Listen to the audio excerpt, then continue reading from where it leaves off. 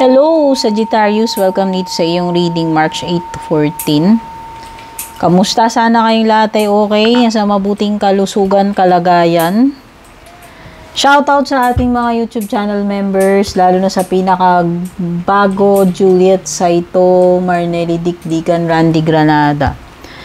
Shoutout din sa ating mga kababayan na palaging nakasubaybay, nanonood ng mga readings natin dito sa Pilipinas man or sa iba't ibang panig ng mundo. Iba't ibang panig talaga, literal. Kasi ang dami ko nakita May taga Moscow, Japan, Korea, Milan, kung ano-ano, Canada, Korea. Usually marami, Riyadh, yan.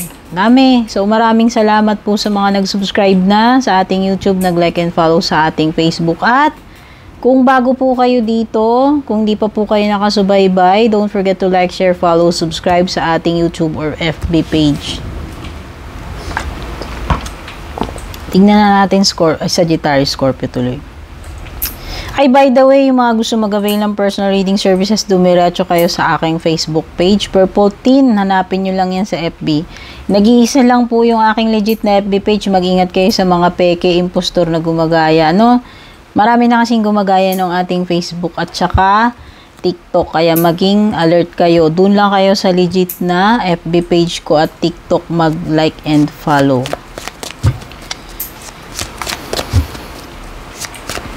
Kaya basahin nyo yung mga link na nakasulat sa description nitong ating videos kasi nandyan lahat yung link papunta sa aking legit pages para hindi kayo maligaw sa mga peke, hindi kayo mas-scam, okay?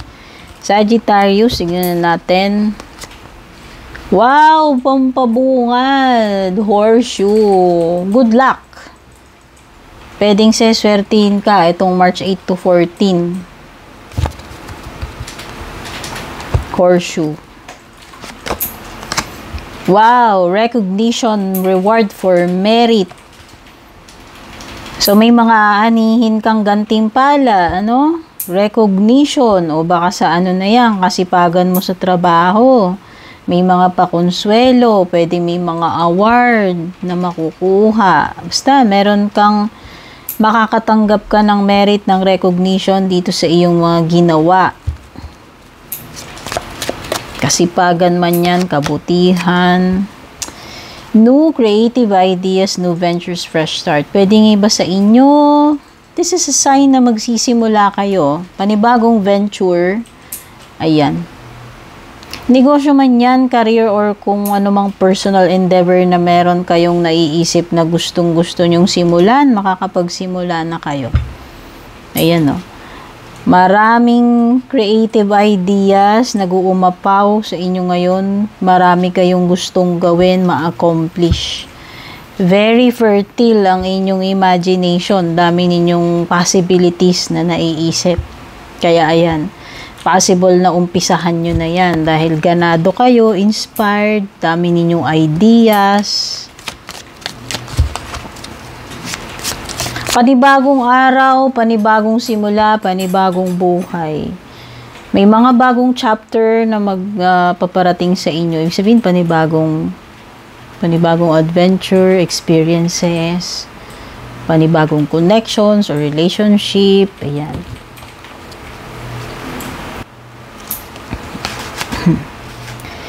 Uy, meron talagang bagong experience. Connection. Ayan. Someone new is entering your life. O, diba? Tugman-tugma siya dito sa sunrise. Ano yung mga pinagbabanggit ko? Possible na bagong connection, experience, kakilala. Ito na yun. Sunrise at saka si Chairfield. Merong maliwanag na meron kang mamimit.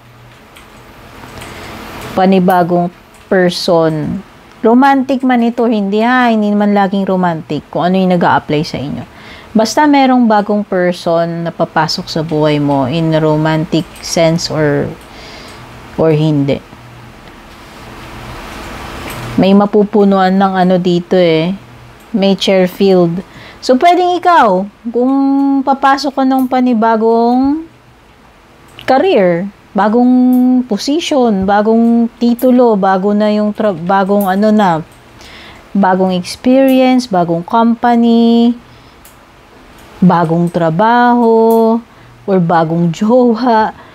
Basta may mga ano dito, meron yung tipong mag-feel ka ng panibagong role or merong papasok sa buhay mo na mag-feel ng role na yan, Sagittarius, no? Sabi ko nga sa'yo, sa love life man yan or sa ibang bagay. Rabbit, o bahala ka na magbasa niyan. Ayaw ko tong card na ito. O baka yung iba sa inyo, medyo ganyan. Medyo concerned kayo sa mga ganitong bagay. O active kayo itong March 8 to 14 sa mga ganito. Keep your life in balance. Ayusin, balansin yung mga lumalabis, kumukulang ngayon sa buhay mo. Sagittarius, itong March 8 to 14. Hindi pwedeng sobra-sobra, hindi pwedeng kulang. Dapat nasa gitna lang, tama lang, balanse lang. Okay? Sa paggasta man yan, sa mga pag-i-indulge, sobrang enjoy, or kung ano man, sa pagkain, maraming pwede. O baka naman yung nasusobrahan sa mga ganyan, bawal. O ayan, balansin daw. Kasi too much concern sa ganitong bagay. O baka iba na-addict kayo, dapat yung balansihin. Okay? Masyado kayong concern. Ito na lang ba yung mahalaga sa inyo? No, hindi lang naman puro physical, dapat meron ding love, meron ding gumagana rin yung isip, hindi lang yung puro ganito. Ano? O baka yan yung sinasabi sa inyo. Tingnan pa natin yung iba.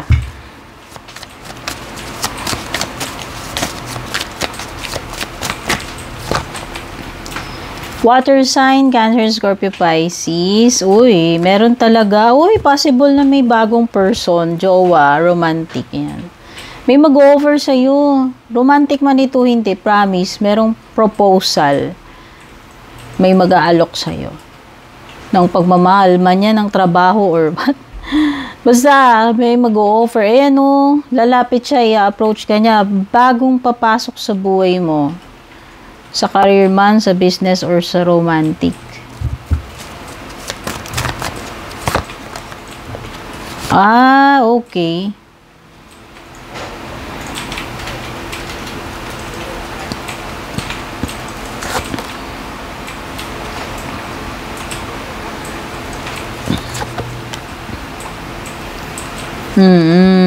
So, pwedeng iba tinalikuran nyo na yung past person. Past person, past job, etc. Natapos na kayo, talagang done, over and done with. Tinalikuran nyo na yan at nagpo-focus na kayo sa ibang relationship or ibang bagay. Panibagong experiences yung papasok. Kasi ayan, may mga papasok sa'yo. Bago. Ito. No?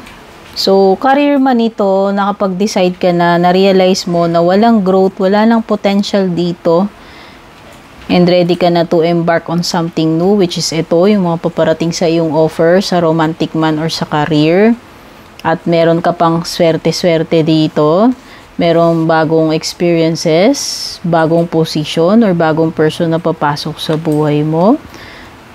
Okay? So, pwedeng iba, hindi na nag-work yung samahan nyo dyan sa company na yan. Kaya nga kayo aalis na kasi baka makakita kayo ng mas magandang potential sa ibang company or ibang lugar, no? Hindi na nag-work itong ano na to, itong ginagawa mo dito, yung samahan dito. Sa romantic relationship man ito, business or sa career, ayan. I-embrace nyo na tong bagong paparating kasi meron nakikita ko may bagong paparating dito. O pwedeng yung iba, yung marriage, yung hindi na nagwo-work. Okay? Magtataba kayong iba, mag-e-end ang relationship or marriage, yun nakikita ko. Pero meron akong nakikitang bagong partnership may bagong darating sa buhay mo. Sa career man or sa romance yan.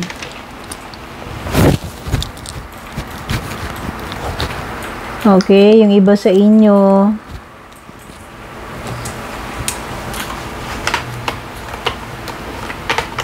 Kung ine-expect ninyo na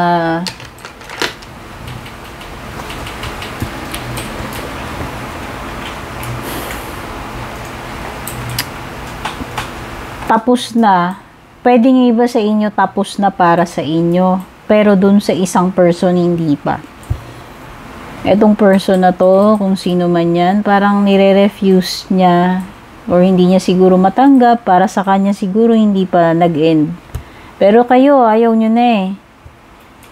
Kasi nga hindi na nag-work yung samahan ninyo dito.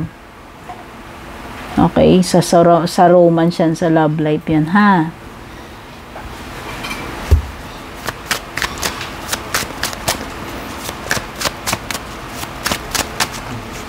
Meron din ako nakikitang mga rito, mga revelation with the moon card. So, very strong energy ng Pisces.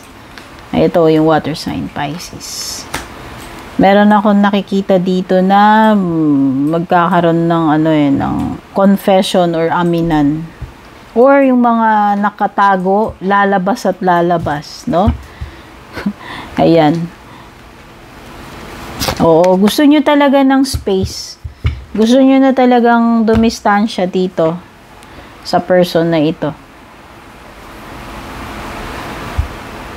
Kasi talagang sobrang nasaktan kayo dito sa person na ito. Ang nakikita nyo, parang wala naman nang nag-i-improve, wala na rin pupuntahan. Kaya kahit ganun kasakit sa inyo, mas pipiliin nyo na lang na dumistansya or lumayo na lang, talikuran na lang itong love life na ito, itong connection. And mag-focus na lang sa panibagong, kung may darating man, at which is meron. So, sa future mo, nakikita ko may darating dito, water sign. Okay? Yan. Tignan na natin pagdating sa career, business, or money. Selling. Pwedeng yung iba sa inyo, magaling kayo sa pagbebenta, or pwedeng ito yung current na linya ninyo. Kumbaga, pwedeng kung negosyante kayo, nasa sales kayo, or kung nagtatrabaho kayo sa isang company, pwedeng ito yung forte ninyo, ito yung ginagawa nyo, yung skill set ninyo is may kinalaman sa selling. Okay, malay nyo, magaling kayo sa selling kung hindi nyo pa na-explore yung bagay na yan. Baka magaling pala kayo pagdating sa sales. No? Pwedeng yung iba dito, kino-consider ninyo magbenta. Hindi ko alam parang meron something dito na gusto nyong ibenta or kailangang ibenta. Ayan. So, pwedeng may mga transaction ng pagbebenta rito kung ano man yung binibenta. O baka sa realty kayo, or pwedeng sa food business. Ayan, meron kasing bar, cafe, or restaurant energy dito. Ayan. May kinalaman sa pagkain. Pwedeng ganyan. O, pwedeng iba, meron ding cryptocurrency. O baka marunong kayo sa ganyan or ina-explore ninyo yung possibility, inaaral ninyo. Okay, malay nyo naman na baka nandito sa selling at saka sa cryptocurrency yung mga swerte ninyo pagdating sa pera or kabuhayan. Tignan na natin yung closing messages for you, Sagittarius. Para ngayong March 8, 14. Stillness, may you be here just as you are. Pag sinabi nating stillness is yung ability mo to endure a situation no matter how difficult. Yung tipong hindi ka matitinag sa kinatatayuan mo. Or hindi ka basta-basta papaapekto sa mga challenges na yan. Kumbaga, kahit gaano kalakas yung bagyo, andoon yung bamboo tree, na resilient despite sa malakas na mga bagyo, malakas na hangin na gumugulpi sa kanya, hindi siya nagpapatinag. Nandun lang siya sa gitna. Okay? Parang ito yung energy na napipick up ko para sa iyo na keep still. Kumbaga, wala kang ibang gagawin kundi magpakatatag, mag-stay, huwag magpatinag dyan sa kinatatayuan mo, sa sitwasyon na kinalalagyan mo. Kailangan mo lang palipasin itong storm kung meron ng mga challenges na nararanasan. Be still and strong, no? Yan yung message para sa iyo. Conserve, may you find the balance. May mga bagay talagang sinasabi dito about balance, no? So, napaka-importante ng balance. Yan, kalkalin natin yung nakita kong card kanina. Maraming, hindi ko alam kung marami or merong something sa'yo ngayon, Sagittarius, na nawawala sa alignment. Wala ka sa hulog, wala sa balanse, kailangan mong ayusin yan. No? Find your center, find the balance between, ewan ko, blank and blank, kung nasusobrahan ka man sa trabaho or anything na tinutukoy dito na kailangan mong balansehin. Dapat nasa gitna lang, hindi sobra-sobra, hindi kulang na kulang. Okay? Yun yung i-try mong gawin ngayong March 8 to 14. Dream. May your imagination run free. Okay? So, gamitin mo tong mga imagination mo in a positive way. Pwedeng creativity yan, no? Kasi may nakikita ako dito baka may mga dapat kang i-explore pagdating sa pera, sa kabuhayan, or sa business. Ayan yung cryptocurrency and selling. So, pwedeng na-imagine mo na yan. Ito yung mga prospects mo Gamitin mo ito. Gamitin mo itong mga dreams mo, itong creativity mo, itong mga bagong ideas na ito. Gamitin mo yan para ma-transform yung situation mo, para gamitin mo yan as stepping stone para ma-achieve mo yung dreams mo. Yun yung nafe-feel ko dun. Okay, Sagittarius, take care, God bless.